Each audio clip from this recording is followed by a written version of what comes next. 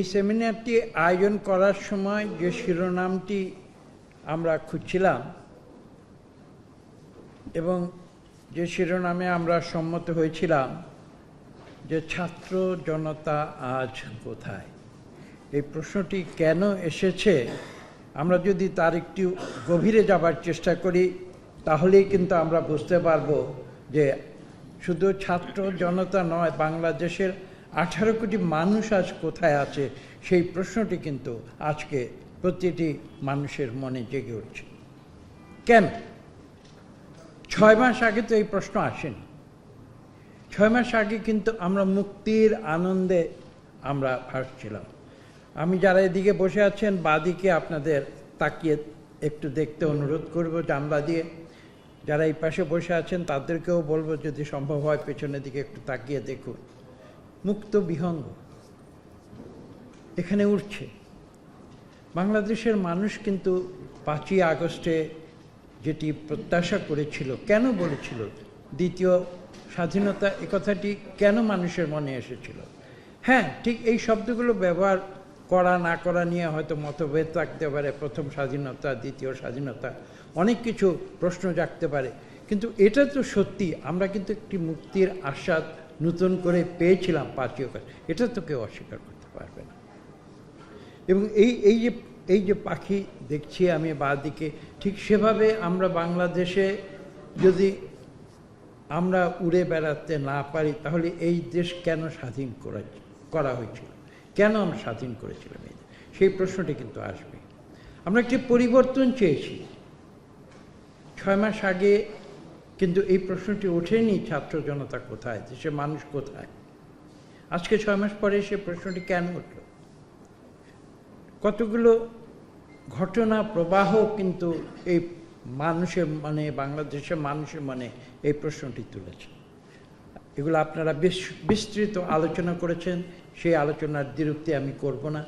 আমি খুব সংক্ষেপে বলবো যে পাকিস্তান থেকে আমরা যখন আলাদা হয়েছিলাম আমাদের দুটি উদ্দেশ্য ছিল, মূল দুটি প্রতিপাদ্য।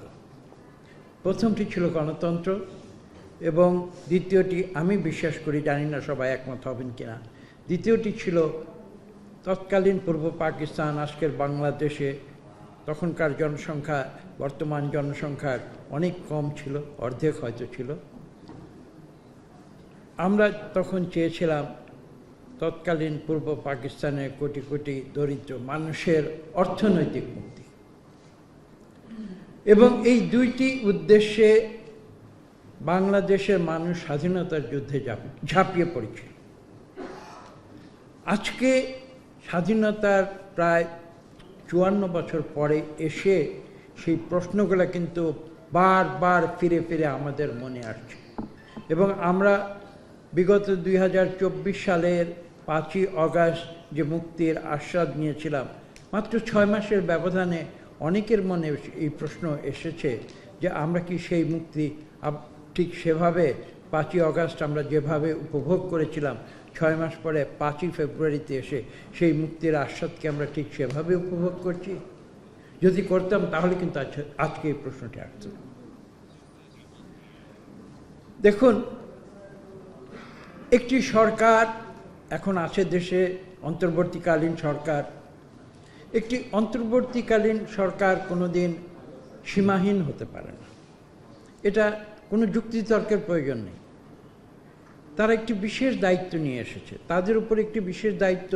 আমি যদি বলি বাংলাদেশের 18 কোটি মানুষ দিয়েছে, সেটাও হয়তো একেবারে ভুল হবে না। আমরা সবাই তো চেয়েছিলাম যে আমরা স্বৈরাচার থেকে গণতন্ত্রের উত্তরণ করব। মানুষ অধীর আগ্রহে অপেক্ষা করছে। আমরা কোথায় এসেছি সেই প্রশ্নটি কিন্তু মানুষের মনে যাচ্ছে। একদিকে আমি যেমন সবসময় বলি, আমি প্রকাশ্যে বলেছি, 5ই আগস্টের পর আমি গ্রামে গঞ্জে বাংলাদেশের শহরে সব জায়গায় বলেছি যে আমরা প্রতিহিংসার রাজনীতিতে বিশ্বাস করি। এ কথাটি আমরা বলেছি, সচেতনভাবে বলেছি। আজকে তাহলে এই সমস্যাটি কেন সৃষ্টি হল? কারণ প্রতিহিংসা তো মানুষকে কোথাও নিয়ে যায় না।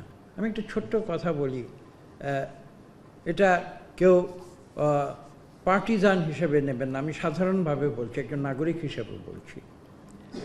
আমি সেদিন কয়েকজন অ্যাম্বাসাডারের সঙ্গে কথা বলছিলাম, আমাকে জিজ্ঞেস করছিলেন 5ই ফেব্রুয়ারি ঘটনা সম্পর্কে। আমি তাদের বলেছি, দেখো, এটা কি অস্বীকার করতে পারবে বাংলাদেশের মানুষ যে এই ঘটনার বীজ রোপিত হয়েছিল সেই দিন, যেদিন ক্যান্টনমেন্টে একজন মহিষী নারীর বাড়িঘর বুলডোজার দিয়ে ভেঙে দেওয়া হয়েছিল। আমার কথাটি হয়তো অতিরঞ্জন হতে পারে, কিন্তু আপনারা নিজের বুকে হাত দিয়ে জিজ্ঞাসা করুন সেদিন মানুষের মনে কি পরিমাণ ক্ষোভ সৃষ্টি হয়েছিল। আজকে এই যে ঘটনাটি ঘটেছে সেটা কি সেই ক্ষোভেরও বহিঃপ্রকাশ কিনা, সেটাও তো ভেবে দেখতে হবে। আমি গল্পটি যেটা বলছি যে পার্টিজান বা দলীয় ভিত্তিতে আমি গল্পটি বলিনি, আমি গল্পটি বলেছি এই কারণে যে প্রতিহিংসার রাজনীতি দিয়ে কোনো কিছুর সমাধান হয় না, সেই কারণে বলেছি। কাজে আজকে এই সরকার এসেছে, বাংলাদেশ পরিচালনার যে দায়িত্ব, এটা কঠিন কাজ। আমার মনে আছে আমি অনেক বাংলাদেশের, আজকে থেকে অনেক বছর আগে বাংলাদেশের অনেক বিখ্যাত স্বনামধন্য রাজনীতিকদের মুখে বলতে শুনেছি যে বাংলাদেশ পরিচালনা করা, অর্থাৎ বাংলাদেশের সরকার চালানো সম্ভবত ইংল্যান্ড আমেরিকার সরকার চালানোর চেয়ে অনেক বেশি কঠিন। কেননা এখানে বাংলাদেশের মানুষের যে সাইকোলজিক্যাল মেকআপ, মানুষের মনের যে চিন্তাধারা, বাংলাদেশের মানুষের মনের যে স্বকীয়তা এবং ধ্যান ধারণা। ছোট্ট একটি উদাহরণ দিই, বাংলাদেশের মানুষ অ্যান্টাই এস্টাবলিশমেন্ট। আজকে তারা নাচছে আমাকে নিয়ে, আমার গলায় ফুলের মালা দিচ্ছে। সেই একটি কবিতা পড়েছিলাম ছোটোবেলায় স্কুলে, সেই কবিতার প্রতিধ্বনি বলেছি। আজকে আমার গলায় ফুলের মালা দিয়ে বাংলাদেশের হাজার হাজার লক্ষ লক্ষ মানুষ তারা উৎসব করছে। আজকে থেকে 7 দিন পরে সেই একই মানুষ কিন্তু, আমি যদি ভুল করি তাহলে কিন্তু আমাকে প্রশ্ন করবে। সেই একই মানুষ যে সত্যটি আওয়ামী লীগ বুঝতে পারেনি, যে সত্যটি ভুল করেছে তারা যদি একটি আলোচনার মাধ্যমে, তখন আমি এটা কিন্তু প্রকাশ্যে বলেছিলাম 7ই জানুয়ারির আগে, এবং সেটা পত্রিকায় হেডিং হয়েছিল যে আওয়ামী লীগ এত ভয় পাচ্ছে কেন নির্বাচনকে। আমি কথাটি বলেছিলাম, একটি সুষ্ঠু নিরপেক্ষ নির্বাচন আওয়ামী লীগ যদি দিয়ে দেয়, হ্যাঁ এটা সত্যি যে তখনকার যে পরিস্থিতি বা এখনকার যে পরিস্থিতি, বিএনপি সম্ভবত মানুষের ভোটে বিজয়ী হবে। আমি এটা বিএনপি করি বা বিএনপির সদস্য হিসেবে বলছি না, আমি তৃণমূলে চলাফেরা করি, মানুষের সঙ্গে কথা বলে যতটুকু বুঝতে পারি। কিন্তু আওয়ামী লীগ কি এই সত্যটি বুঝতে পারে না যে এই অ্যান্টাই এস্টাবলিশমেন্ট বাঙালি 5 বছরের ভিতরে এমন হতে পারে যে পরবর্তীতে আবার যদি একটি সুষ্ঠু নিরপেক্ষ নির্বাচন হয়, এই মানুষেরাই আবার হয়তো অন্য একটি রাজনৈতিক দলকে ভোট দেবে। এই সত্যটি বুঝতে পারেনি বলেই আজকে আওয়ামী লীগের এই পরিণতি হয়েছে। এবং তারই ধারাবাহিকতায় আপনারা দেখেছেন যে 5ই আগস্টের 6 মাস পরে 5ই ফেব্রুয়ারি সারা রাত ধরে পরবর্তী 6 তারিখে কিভাবে এই ঘটনাগুলো ঘটেছে। এখানে এর অনেক বিশ্লেষণে আমরা যেতে পারি, আমি সেখানে যাব না। সরকারের যে দায়িত্ব সেটা কিন্তু সরকারকে পালন করতে হয়, এবং সরকারকে কিন্তু অনেক সময় অপ্রিয় সিদ্ধান্ত নিতে হয়। কারণ সরকার তো কোনো একটি ব্যক্তি বা গোষ্ঠীর জন্যে তারা সরকার চালায় না, তারা বাংলাদেশের 18 কোটি মানুষের জন্যই সরকার। যারা অন্যায় করেছে সেখানে কিন্তু দ্রুত ব্যবস্থা নিতে হবে। যদি সেটা না নেওয়া হয় তাহলে কিন্তু সরকারের উপরে মানুষের আস্থা হারিয়ে যায়। এটা যেমন সত্য, আবার পাশাপাশি সরকার যখন ভালো কাজ করে মানুষ কিন্তু সরকারের প্রশংসাও করে, দুটি সত্যি। কাজে এই বিষয়গুলি আজকের যে ট্রানজিশন গভর্নমেন্ট বা আমরা অন্তর্বর্তীকালীন সরকার যে নামেই তাদের ডাকি না কেন, এই উপলব্ধিটি কি তাদের আছে কি না সেটা সম্বন্ধে বাংলাদেশের মানুষ সন্দিহান হয়ে গিয়েছে। এবং সন্দিহান হয়ে গিয়েছে বলেই কিন্তু আজকে প্রশ্ন এসেছে যে ছাত্র জনতা আজ কোথায়। ছাত্র জনতা তারা অসাধ্য সাধন করেছে। আজকে একটু আগে রফিক সাহেব বলেছেন তিনি প্রথম আমাদের এই সিরিজ সেমিনার যেটা চলছে প্রথম সেমিনারে তিনি উপস্থিত ছিলেন। আমি সেখানে ব্যাখ্যা করে বলেছিলাম যে ছাত্ররা যে কাজ করতে পারে রাজনীতিকরা কিন্তু সেই কাজ করতে পারে না, এবং এটার জন্য ছাত্রদের বাহবা দিতেই হবে। ছাত্ররা বছরের প্রায় বিগত 15 বছরের আন্দোলনকে যেভাবে চূড়ান্ত পর্যায়ে 5ই আগস্ট নিয়ে গিয়েছিল 2024 সালে, সেই চূড়ান্ত পর্যায়টি সম্ভবত কোনো রাজনৈতিক দলের পক্ষে অর্জন করা সম্ভব ছিল না, কারণ একটি রাজনৈতিক দলের যে চরিত্র আর ছাত্রদের যে চরিত্র সেটা কিন্তু কখনো এক হতে পারে না। আমি ব্যাখ্যা করেছিলাম যে এর একটি উদাহরণ দিয়ে আমি ব্যাখ্যা করেছিলাম যে ছাত্রদের কোনো পিছু টান নেই, এবং পিছু টান নেই বলে আবু সাইদ বলতে পেরেছিল যে আসো আমার বুকে গুলি করো। রাজনীতি কিন্তু এটা বলতে পারে না, রাজনীতি করি আমরা, কিন্তু রাজনীতিকদের কিন্তু অনেক পিছু টান আছে। আমার পরিবার আছে, আমার ঘর বাড়ি আছে, আমার সম্পত্তি আছে, আমার ক্ষমতা আছে, আমার মন্ত্রিত্ব আছে, আমার এমপিগিরি আছে, আমার অনেক কিছু চিন্তা করতে হয়। কাজে যেই ভূমিকা ছাত্ররা পালন করবে সেই ভূমিকা কিন্তু রাজনৈতিক দলের সদস্যরা পালন করতে পারবে না। এর মধ্যে আমি কোনো দ্বন্দ্ব দেখি না, যার যার কাজ সে করবে। চমৎকারভাবে একটু আগে তিনি একজন বক্তা বলেছেন যে এখানে রাজনীতিকরা রাজনীতি করবে, ব্যবসায়ীরা ব্যবসা করবে, যারা সাংবাদিকতা করেন তারা সাংবাদিকতা করবেন, যারা ডাক্তার তারা ডাক্তারি করবেন, যারা ইঞ্জিনিয়ার তারা ইঞ্জিনিয়ারিং কাজ করবেন। এখন আমি ডাক্তারের কাছে গেলে যাওয়ার আগে আমাকে বলে এই ডাক্তার খুব ভালো, উনি বিএনপি করেন, চলেন আপনাকে তার কাছে নিয়ে দিই। তো এভাবে তো একটি দেশ চলতে পারে না। যার যার দায়িত্ব পালন করবে। একজন ডাক্তার যদি বিএনপি করতে চান অবশ্যই তিনি করবেন, তখন তিনি রাজনৈতিক দলের সদস্য হয়ে করবেন, তখন তার সেই ডাক্তারি প্রফেশনটা মুখ্য হবে না, তখন তার রাজনৈতিক প্রফেশনটা মুখ্য হবে। আমি কিন্তু মাঝে মাঝে বলি, কতদূর বিশ্বাসযোগ্য যায় না, আমি বলি যে আমি তো বাংলাদেশের রাজনীতির পরীক্ষায় পাশ করতে পারি নাই, আমি এখনও কিন্তু শিক্ষকই আছি।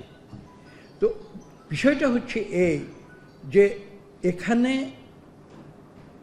যে অলিগার্কি তৈরি করা হয়েছিল তার প্রভাব এমনভাবে, আরেকজন বক্তা বলেছেন, তার প্রভাব শুধু রাজধানীতে না, গ্রামে গঞ্জে পর্যন্ত। একজন এই শব্দটি ব্যবহার করেছেন একজন বক্তা, যে গ্রামে গঞ্জে সেই টাইনি অলিগার্কি তৈরি হয়েছিল। তো এইভাবে একটি দেশের ফেব্রিক ধ্বংস করে দেওয়া হয়েছিল। এ থেকে বের হয়ে আসার যে চ্যালেঞ্জ, এই চ্যালেঞ্জটা কিন্তু সহজ নয়। এই চ্যালেঞ্জটা কিন্তু পুরোপুরি এই অন্তর্বর্তীকালীন সরকারের উপরে পড়েছে। কাজে আমাদেরও একটু ধৈর্য ধারণ করতে হবে। এই সরকার যে রাতারাতি সব সমস্যা সমাধান করে দিবে তা নয়, কিন্তু এখানে প্রশ্ন হচ্ছে মানুষের কিন্তু আস্থা থাকতে হবে যে এই সরকার রাতারাতি সমাধান করতে না পারলেও সরকারের যে উদ্দেশ্য সেটি কিন্তু রাতারাতি সমাধান করার দিকেই ধাবিত হতে হবে। সরকার যদি কোনো এক্সকিউজ বা কোনো কারণ দেখিয়ে বা প্রিটেক্সট দেখিয়ে যদি তারা নির্বাচনকে বিলম্বিত করতে চান, আমি নির্বাচনকে বিলম্বিত করার অর্থ এভাবে বলছি যে এই দেশ যে রূপান্তরিত হবে স্বৈরাচার থেকে গণতন্ত্রে, এই রূপান্তর প্রক্রিয়াকে যদি বিলম্বিত করতে চায় সরকার, তাহলে কিন্তু বাংলাদেশের মানুষের চোখকে তারা কেউ ফাঁকি দিতে পারবে না, তারা কিন্তু সেটা ধরে ফেলবে। এবং সেই আশঙ্কা হয়েছে বলেই কিন্তু আজকে এই বিভিন্ন প্রশ্নগুলো এসেছে। আমরা প্রথম থেকে বলেছি, প্রথম দিন, আমি তারিখটা বলে দিতে পারি, 11ই আগস্ট 2024 সাল, যেদিন আমরা প্রথম আমাদের দলের পক্ষ থেকে আমরা প্রধান উপদেষ্টার সঙ্গে সাক্ষাৎ করেছিলাম, এবং সেদিন বেরিয়ে আসার পরে সাংবাদিকরা যখন আমাদের প্রশ্ন করেছিল, আমরা নির্দিষ্টভাবে বলেছিলাম যে নির্বাচন করার জন্য এই সরকার একটি যৌক্তিক সময় নেবে, এটাই আমরা আশা করি, এতে কোনো সমস্যা নেই। পরবর্তীতে আমি এখানেই সেমিনারে বলেছিলাম যে যৌক্তিক সময়টা কি, অনেকে আমাকে প্রশ্ন করে। আমি গতকাল দূতাবাসের রাষ্ট্রদূতেরা জিজ্ঞাসা করছে যৌক্তিক সময়টা কি, আমি উত্তর দিচ্ছি দেখো যৌক্তিক সময়টা কি আমাকে জিজ্ঞেস করলে আমি কিন্তু বলতে পারবো না, কিন্তু বাংলাদেশের কোটি কোটি মানুষ বিশ্ববিদ্যালয়ের ডক্টরেট ডিগ্রি থাকুক বা না থাকুক, রিক্সা চালাক বা গ্রামে ফসলের ক্ষেতে লাঙল চালাক, তাকে গিয়ে যদি আমরা, বা গার্মেন্টস শ্রমিক যে নারী আছে তাকে যদি জিজ্ঞাসা করা হয় যে যৌক্তিক সময়টা কি, সেটা না বলতে পারলেও সে কিন্তু একটি কথা স্পষ্ট করে বলে দেবে যে কোন সময়টা যৌক্তিক নয়। অর্থাৎ সোজা বাংলায় এই সরকার যদি তাদের অবস্থানকে দীর্ঘায়িত করে সেটা যৌক্তিক হবে না, এটাই হচ্ছে মূল কথা। কাজেই এই পরিস্থিতিতে এসে আজকে আমরা যে গণতন্ত্রের জন্য বাংলাদেশের মুক্তিযুদ্ধে লক্ষ লক্ষ মানুষ যারা জীবন দিয়েছিল, পরবর্তীতে আপনারা জানেন 90-এর আন্দোলন, 91-এর আন্দোলন, পরবর্তীতে আমরা 2024-এ আমরা দেখেছি যে আন্দোলনের মাধ্যমে বাংলাদেশের গণতন্ত্রের উত্তরণের যে নতুন সূর্য উদিত হয়েছে, সেই সূর্যকে আমরা কোনোদিন কোনোভাবে অস্তমিত হতে দেব না। আসুন আমরা সবাই মিলে সেই শপথ গ্রহণ করি। সবাইকে ধন্যবাদ।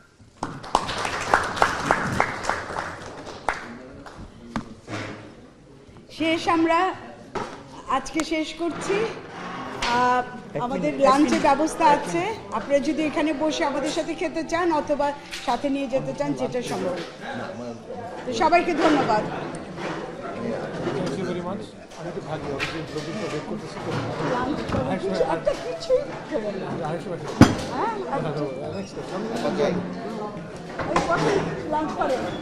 লাঞ্চ করেন, দাঁড়ান, কোথায় যাবেন?